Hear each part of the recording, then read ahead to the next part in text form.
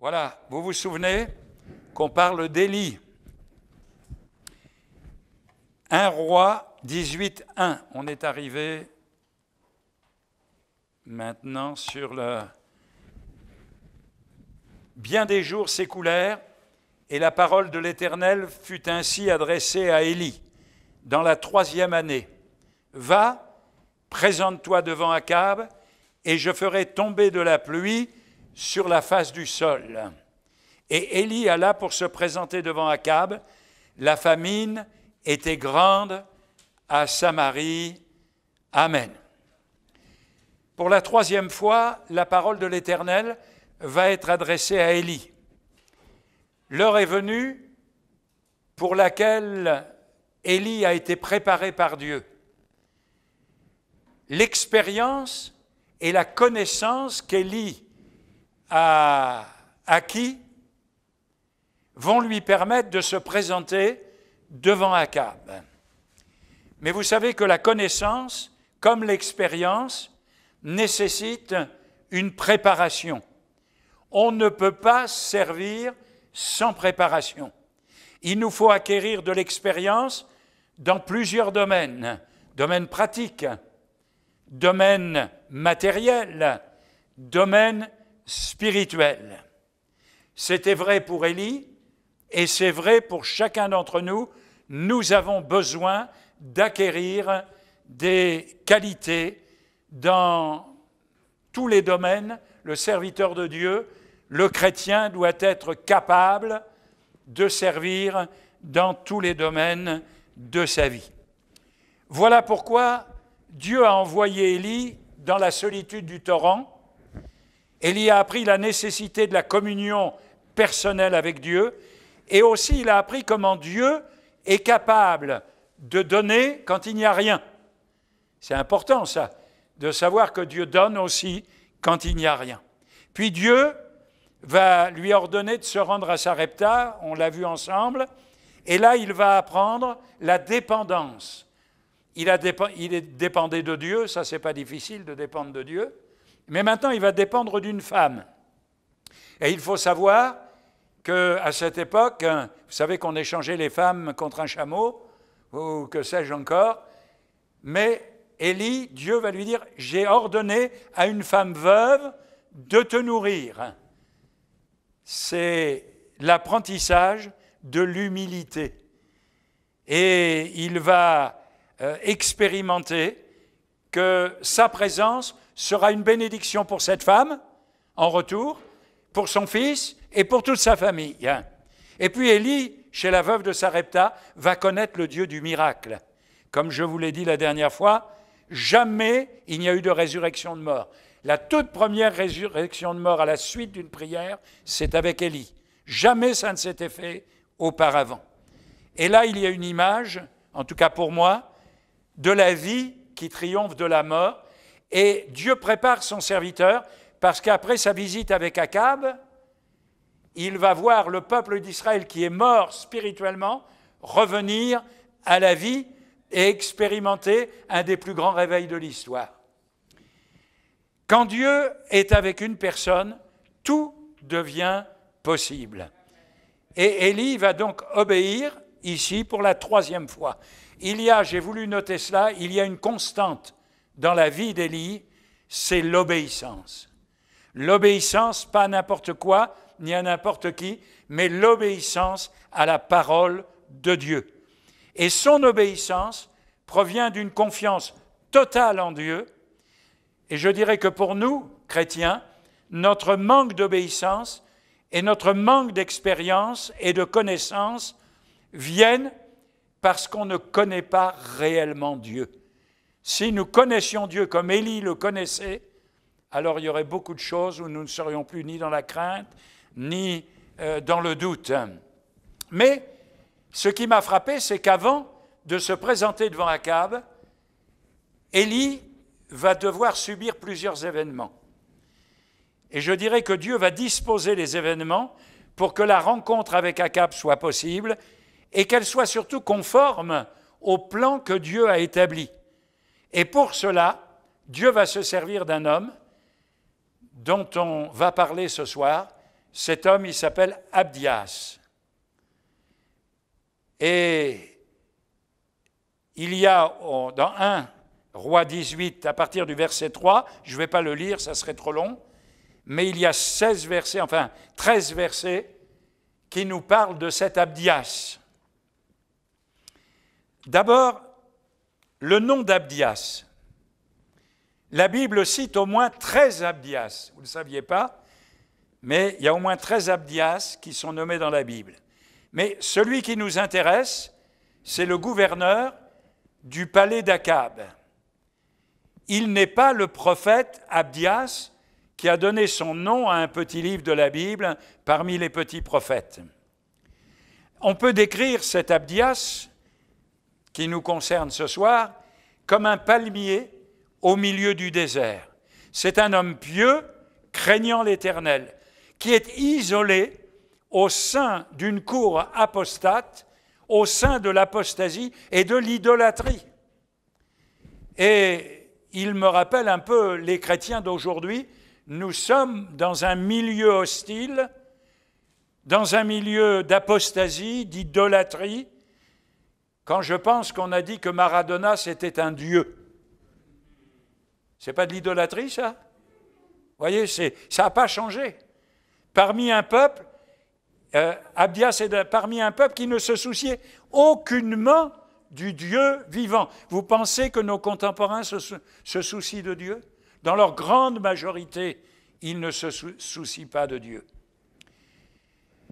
Pour la plupart des commentateurs que j'ai entendus parler sur Abdias, sur cet Abdias-là, ils parlent négativement de lui, disant qu'il avait maintenu sa place à la cour par l'intérêt financier, et qu'ayant reçu l'ordre d'Élie devait se présenter devant Akab, il a été pris de panique. Moi, j'ai découvert un Abdias totalement différent.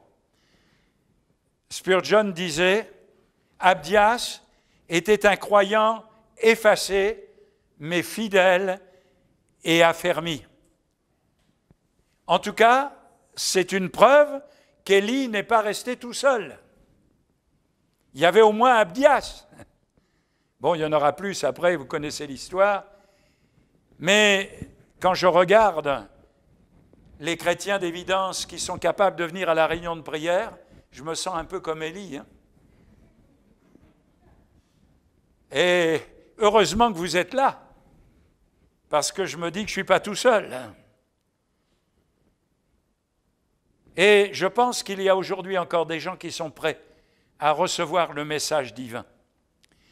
Maintenant, ça c'est concernant Abdias. Maintenant, quelle est la biographie d'Abdias? Si je devais écrire la biographie de cet homme, voilà, je dirais plusieurs points. D'abord, le premier verset, 1, 18, 12, « Cependant, ton serviteur craint l'Éternel dès sa jeunesse. » Abdias connaissait l'Éternel depuis sa jeunesse. A-t-il eu des parents pieux, des parents, on dirait aujourd'hui chrétiens? Certainement, parce que son nom signifie « serviteur de l'Éternel ». Qui donnerait, quoique aujourd'hui notre président s'appelle Pierre Emmanuel, on peut se poser des questions, mais lui, Abdias, était vraiment, certainement, le fils d'un couple croyant. Et je dis que c'est un privilège formidable que d'avoir des parents chrétiens. Ça, c'est une bénédiction quand un fils ou une fille vient à la connaissance personnelle du Sauveur après avoir eu l'exemple de ses parents. Quand un jeune se convertit, alors c'est toute une vie qui est influencée par Dieu. La vie d'Abdias va être influencée par Dieu. Toute sa vie, il va dire qu'il craint l'Éternel. J'ai pris là comme exemple dans la Bible Samuel. Sa mère, une sainte femme, qui a prié pour un fils, et Dieu avait besoin d'un homme pour Israël à cette époque. Un David. Dieu a choisi un David, un Samson. Vous connaissez la naissance de Samson, hein? avec un ange. Pour vous, la naissance a été précédée d'une apparition avec un ange, hein? Non, en tout cas, moi, avec ma mère et mon père, ce n'était pas le cas, hein? Et puis, je pense, en étant un peu plus loin dans l'histoire, John et Charles Wesley. Sa mère a eu 11 enfants. Et elle consacrait tous les soirs un moment à chacun de ses enfants. Nos femmes d'aujourd'hui, bon, non, j'allais dire quelque chose, c'est pas gentil, alors je... Il y a eu Luther. Eh oui.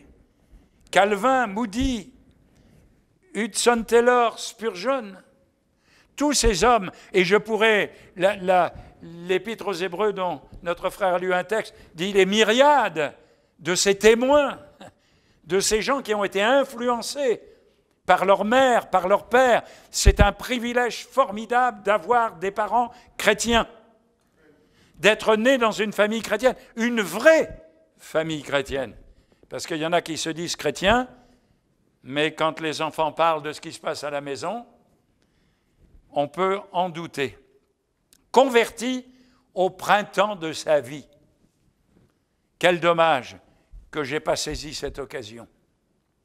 Deuxièmement, il est dit, Abdias craignait l'Éternel. 18.3, un roi 18.3, et Akab fit appeler Abdias, chef de sa maison. Or, Abdias craignait beaucoup l'Éternel. Voilà une phrase qui résume bien la façon dont Abdias a réglé sa vie. Cette phrase résume bien son expérience spirituelle. C'est-à-dire, il craignait, non pas cette crainte du châtiment, mais cette crainte respectueuse. J'ai écrit là, Abdias avait pour son Dieu de la déférence. Dieu, ce n'est pas un copain. Quand j'entends parfois les gens parler de Dieu, ça me fait dresser les cheveux sur la tête. Dieu doit avoir droit à tout notre respect et à toute notre déférence. Le psaume 111 dit ceci, « La crainte de l'Éternel est le commencement de la sagesse. » Et ce qui m'a beaucoup plu, parce qu'on cite souvent ce verset, c'est la suite du verset qu'on ne cite pas souvent. « Tous ceux qui l'observent sont bien dans leur tête. » Ce n'est pas comme ça que c'est écrit, ont une raison saine, un raisonnement sain. C'est sain et ça hyène de craindre Dieu. Ceux qui ne craignent pas Dieu sont fous. Eh oui, insensés. La crainte de Dieu. Et puis le texte ajoute beaucoup, ou une autre traduction dit grandement. Vous vous rendez compte, le Saint-Esprit a laissé sur Abdias cette pensée qu'il aimait, il avait la crainte de Dieu, mais pas une petite crainte de... Non, grandement. Il avait beaucoup la crainte de Dieu. C'est-à-dire que tout son cœur était enthousiaste, ardent. Abdias ne connaissait pas des demi-mesures. Quand il craignait Dieu, c'était totalement, pas seulement un arrangement, mais un engagement. Quand nous voyons le zèle et l'enthousiasme que déploient ceux qui ne craignent pas Dieu, pour ceux qui les aiment, nous, enfants de Dieu, est-ce que ça ne nous humilie pas? Les efforts que font les gens pour satisfaire leur passion. Vous avez vu cela? Il y en a qui sont capables de braver le couvre-feu, de se réunir, hein, vous avez vu toutes les nouvelles, à 300 même, pour faire la fête, parce qu'ils ont envie de faire la fête. Seigneur, j'ai relevé 3 exemples. Deutéronome 1,35. Personne ne verra le pays promis, excepté Caleb, fils de Jéphuné. Il le verra lui, et je donnerai à lui et à ses enfants le pays sur lequel il a marché, parce qu'il a pleinement suivi la voie de l'Éternel. Il n'a pas bricolé. Il a suivi pleinement. Néhémie 3,20. Après lui, Baruch, fils de Zabaï, répara avec ardeur une autre portion depuis l'angle jusqu'à la porte, etc., pour la reconstruction de la muraille de Jérusalem. Avec ardeur. Et puis j'ai choisi Romains 16, saluez Tryphène et Tryphose, qui travaillent pour le Seigneur. saluer Perside, la bien-aimée, qui a beaucoup travaillé. Vous vous rendez compte? Merci pour Abdias. Ce n'était pas un rigolo. C'était un homme qui avait engagé sa vie et qui avait la crainte de Dieu. Comme Job. Moi, j'ai été épaté quand il nous est dit que Job, il offrait un sacrifice tous les matins pour ses enfants parce qu'on ne savait pas peut-être qu'ils avaient péché. Vous vous rendez compte? Ça, c'est une crainte respectueuse. Je ne veux pas, on ne sait jamais. Alors, merci Seigneur pour Abdias. Un roi 18-12, ça c'est le troisième point. Abdias avait persévéré pendant des années, parce qu'il dit ceci, cependant, il dit à Élie, cependant ton serviteur craint l'Éternel dès sa jeunesse, ou depuis sa jeunesse. Vous voyez, Abdias, il n'avait pas fait seulement l'expérience d'un jour. Il n'avait pas seulement levé la main à une réunion, puis la réunion d'après, il avait levé le pied, mais il avait continué régulièrement, fidèlement, jour après jour, et avec sérieux de servir Dieu. Quand je suis allé la dernière fois à Saint-Dié, dans les Vosges, j'ai revu un frère et une sœur, ils sont toujours ensemble. Lui, il a plus de 90 ans, 92 je crois, et elle aussi. Je les ai baptisés quand j'avais 25 ans. Et ils ont marché pendant toutes ces années avec fidélité. C'est un frère qui a dirigé les chants, qui a été présent. Je ne l'ai jamais vu manquer une réunion. Lui et sa femme, ils travaillaient dans les bois, comme bûcherons à la filature, comme tisserands, mais toutes les réunions, et ils habitaient à plus de 25 km de l'église. Oui, dès sa jeunesse, c'est formidable de commencer, mais c'est bien plus important de persévérer. Abdias, il avait commencé un jour, dès sa jeunesse, mais il avait persévéré. L'habitude est une seconde nature, a dit quelqu'un. Mais ne nous installons pas dans une routine spirituelle. Ne devenons pas des religieux qui font leur devoir spirituel ou leur devoir religieux. Mais que nous puissions grandir au fil des ans. Ton serviteur craint l'Éternel depuis sa jeunesse. J'ai écrit là, il y a des chrétiens qui vieillissent et il y a des chrétiens qui grandissent. Parce que les années, ce n'est pas une garantie. Est-ce que les années, quand je regarde derrière, quand je regarde ma vie passée, est-ce que j'ai grandi? Ou est-ce que j'ai seulement vieilli? Spirituellement, bien sûr. Quatrièmement, Abdias avait un service difficile. Abdias vivait dans un temps d'apostasie. Quand on lit ce qui se faisait du temps d'Akab et de Jézabel, il n'y a rien de nouveau sous le soleil. Nous vivons aujourd'hui dans une situation similaire. Mensonges, violence, vol, meurtre, et j'en passe, et des meilleurs. Les temps changent, mais le cœur de l'homme reste le même. Et malgré tout cela, Abdias était l'intendant de la maison d'Akab, un roi impie. Et sa femme, alors n'en parlons pas, c'était pire encore. Comment rester fidèle à ses engagements chrétiens dans de telles circonstances? N'aurait-il pas été plus sage et logique pour Abdias de démissionner? Non, parce que Dieu avait besoin de lui là où il était. Abdias était par sa persévérance et sa conduite un exemple de droiture, d'honnêteté, de vérité et de foi. Et c'est ce que nous, chrétiens, nous devons être dans le monde où nous vivons. Que les gens voient en nous un exemple d'honnêteté, de droiture, de vérité et de foi. Et puis c'était la preuve, Abdias, c'était la preuve qu'on pouvait vivre autrement, qu'on pouvait vivre en craignant Dieu, qu'on pouvait vivre en croyant en Dieu. Bien d'autres avant lui ont servi dans les mêmes conditions. Je pense à Joseph, à la cour de Pharaon, Daniel, à la cour de Nebuchadnezzar, Mardoché, assis à la porte du palais d'Assuérus.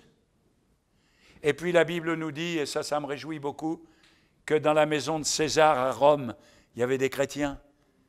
Eh oui, gens de la maison de César, des gens convertis. Les temps que nous vivons ne sont pas moins propices ni plus propices. Les temps que nous vivons sont les mêmes que les temps où Abdias a vécu.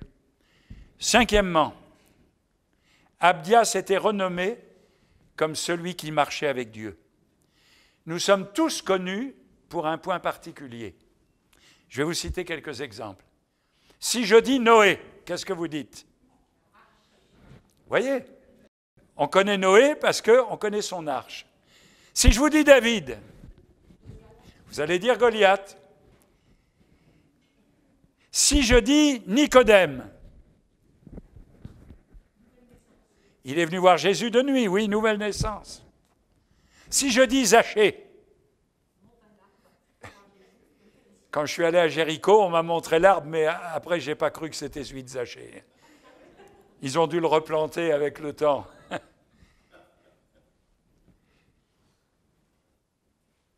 Et j'ai connu des chrétiens, on les connaissait, parce que c'était la sœur qui s'assoyait toujours à la même chaise. Et quand sa chaise était prise, elle disait aux gens, poussez-vous, ça c'est ma chaise. Ou alors comme celui qui joue de la guitare, comme celui qui arrive toujours en retard. Bon, je ne vais pas continuer parce que je ne voudrais pas me mettre mal avec vous. Mais quand on parle d'Abdias, on parle d'un acte héroïque. Il a caché 100 prophètes, qu'il a nourris, bon, au pain et à l'eau, mais pendant la persécution, il a caché 100 prophètes. Et lorsque Jézabel extermina les prophètes de l'Éternel, Abdias prit 100 prophètes qu'il cacha 50 par 50 dans une caverne et il les avait nourris de pain et d'eau. Quand on parle d'Abdias, parlons de cet homme qui a eu le courage de cacher les serviteurs de Dieu pendant des temps difficiles, comme il y a eu des gens qui ont caché les Juifs pendant la guerre et qui ont risqué leur vie. J'ai visité en Israël le Jardin des Justes, un mémorial. J'ai vu plein de noms français, de gens qui ont refusé la situation, qui ont caché, qui ont aidé, qui ont secouru. Abdias, quand je parle de toi, je vois un homme juste, un homme vrai, un homme en plein milieu des problèmes et des difficultés, mais qui sait ce qu'il faut faire pour garantir la vie de ceux qui sont chrétiens. Abdias, 6e point, c'est un homme comme nous. Abdias dit à Élie, « Quel péché ai-je commis pour que tu livres ton serviteur entre les mains d'Akab qui me fera mourir ?» Et maintenant tu dis, « Va, dis à ton maître, voici Élie, puis toi, l'esprit t'emmènera autre part, et il me tuera. » Vous savez, même les plus courageux ont des moments de faiblesse. Et Abdias craignait pour sa vie. Parfois, on est de véritables héros, et parfois, on est de véritables zéros. Les forts ont souvent tendance à mépriser les faibles. Je ne pense pas qu'Élie avait une haute opinion d'Abdias, quand on sait comment lui faisait les choses. Mais Dieu a toutes sortes d'enfants, des forts et des faibles, des timides et des sentimentaux, et Dieu utilise chacun selon ses capacités. Dieu ne voit pas les choses comme nous. Élie était un homme fort, courageux. C'était pas n'importe qui, Élie. Eh bien, pourtant, il s'est enfui devant une femme. Ah. Si vous connaissiez la mienne, vous vous enfuiriez aussi. Oh, non, c'est pas vrai. Mais Élie, qui aurait pensé? Et encore, elle n'a rien fait. Elle a juste dit que Dieu me traite dans toute sa rigueur si demain matin, tu n'es pas mort. Ou demain soir, tu n'es pas mort. Ainsi donc, que celui qui est debout prenne garde de tomber. On est debout grâce à lui, grâce au Seigneur, et non pas grâce à nous. Élie est ce qu'il est par la grâce de Dieu. Abdias est ce qu'il est par la grâce de Dieu. Et nous sommes, nous, là, ce que nous sommes par la grâce de Dieu, de la même manière. Septièmement, j'arrive à la fin, hein. Abdias, un instrument au service du plan divin. Abdias ne s'en est certainement pas rendu compte, mais la position qu'il occupe à la cour d'Akab n'est pas due au hasard. En prenant cette place, Dieu va se servir de lui. Là, dans la situation dans laquelle nous sommes, aujourd'hui dans notre pays, et maintenant, eh bien, Dieu veut se servir de nous. Quand Abdias rencontre Élie, il n'en croit pas ses yeux. Il va dire, c'est dans le texte, « Est-ce toi, mon Seigneur Élie ?» Il est en train de chercher des points d'eau, il est en train de chercher de la nourriture pour les chevaux, et voilà qu'il rencontre Élie. Vous savez, quelquefois, Dieu met devant nous des événements qu'on n'attend pas. Mais sachons les utiliser comme Abdias le fera. Akab faisait rechercher Élie depuis plus de 3 ans, sans jamais le trouver. Il avait remué ciel et terre, sans succès.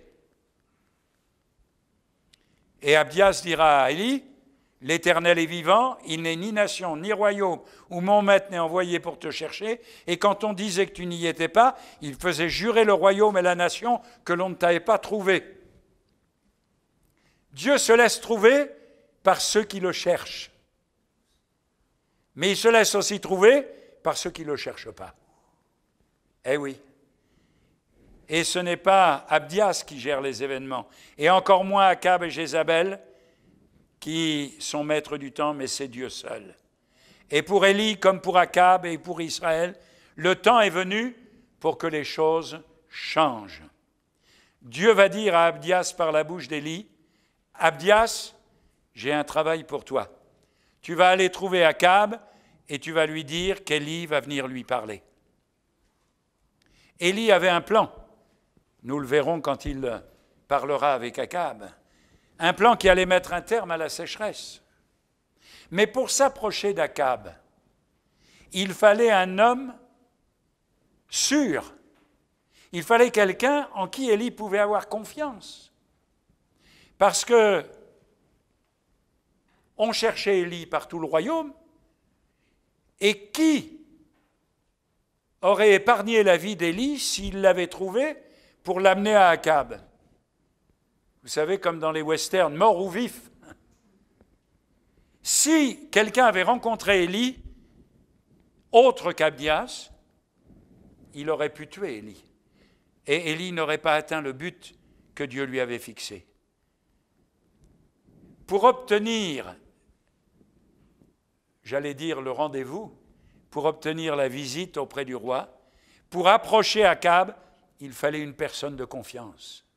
Une personne en qui Élie allait avoir confiance et une personne en qui Akab allait avoir confiance.